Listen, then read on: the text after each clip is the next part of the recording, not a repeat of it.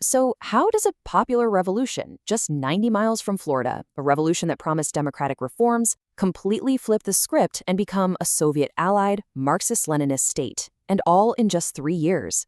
It's honestly one of the most dramatic and rapid transformations of the entire Cold War. It's a story of promises, pressure, and pivotal moments, and we're going to unpack it all right now. Okay, so let's set the scene. It's April 1959. Fidel Castro has only been in power for about 4 months, and he's visiting the United States.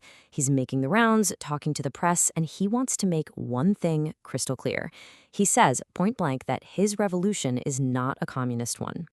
So that's the big question, right? How do you get from that very public, very clear statement to a Cuba that is not only a declared socialist state, but is about to host Soviet nuclear missiles, bringing the world to the brink of annihilation? That's the journey we're going to break down. All right, to really get this, we've got to rewind to the very beginning. It's January 1st, 1959. The dictator, Fulgencio Batista, has just fled the country. Castro's rebels are marching into Havana. There's this incredible sense of victory in the air, but honestly, nobody is quite sure what's coming next. You see, the movement that kicked Batista out wasn't just one single ideology. Think of it more like a big tent. It was this broad coalition of Cubans from all walks of life who were united by one single goal: get rid of the dictatorship. And to show this, Castro actually appointed a moderate, a well-respected judge named Manuel Urrutia, to be the new president.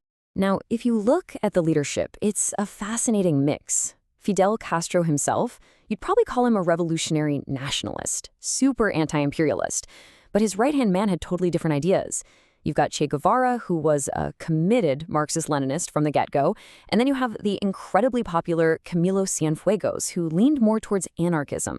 So the revolution's final destination was anything but guaranteed. Okay, so they're in power. What's the first thing they do? Well, their initial moves were incredibly popular with the Cuban people, but they also stirred up a ton of controversy and really set the stage for the conflicts to come. One of their first huge moves was the Agrarian Reform Act. I mean, this was a massive deal. The law basically broke up these gigantic estates and started handing out land titles to hundreds of thousands of peasant families.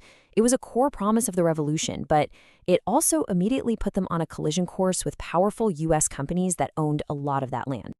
At the same time, there was this intense public demand for justice, or maybe you'd call it revenge against the officials from Batista's brutal regime.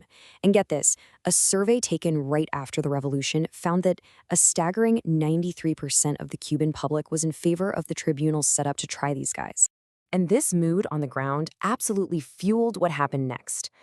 At the mass trials, the crowds would chant "Al paredón," which means to the wall. Hundreds were executed by firing squad. Now, while there's little doubt that many of the accused were guilty of horrible crimes, pretty much all historians agree that these trials lacked any semblance of due process. So these huge changes happening inside Cuba quickly lit a fuse. And that fuse led directly to a major collision with a superpower right next door. This is where we see the pivotal break with America. The year 1960 is where everything just goes into overdrive. It becomes this rapid back-and-forth escalation. So U.S.-owned refineries in Cuba refuse to process Soviet oil. Cuba's response? They nationalize the refineries.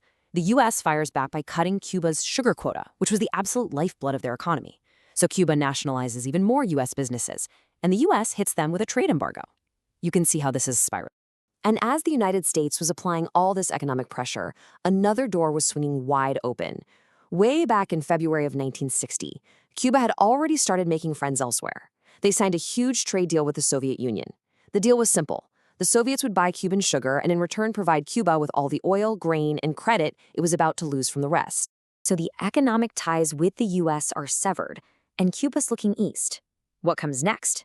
A military confrontation that would cement this new reality, pushing Cuba firmly into the Soviet orbit. In April of '61, the CIA sponsored an invasion of Cuba by a group of Cuban exiles. We know it as the Bay of Pigs invasion, and it was an absolute, unmitigated disaster for the United States. The entire invasion force was defeated in less than 3 days. For Castro, though, it was a massive propaganda victory. It seemed to prove everything he'd been saying about American aggression. And it's right after this victory, at a funeral for those killed in the initial attacks, that Castro delivers a landmark speech. And this is the moment. For the very first time, he officially puts a label on the revolution. He declares that they have made a socialist revolution right under the noses of the imperialists.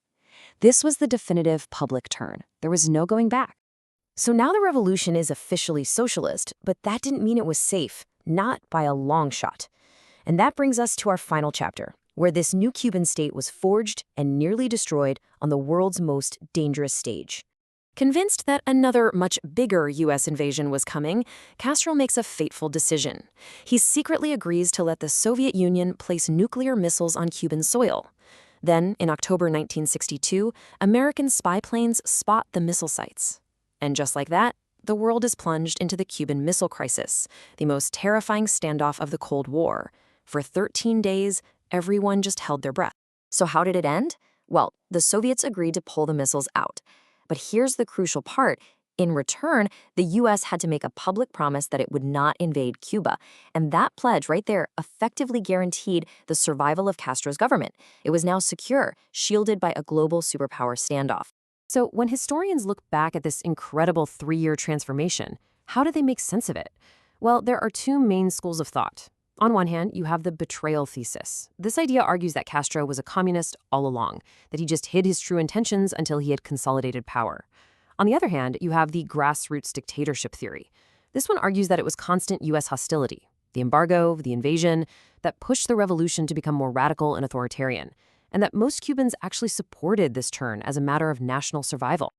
And that brings us right back to our central question. Was Cuba's path a hidden agenda, a betrayal of its original promises from the very beginning?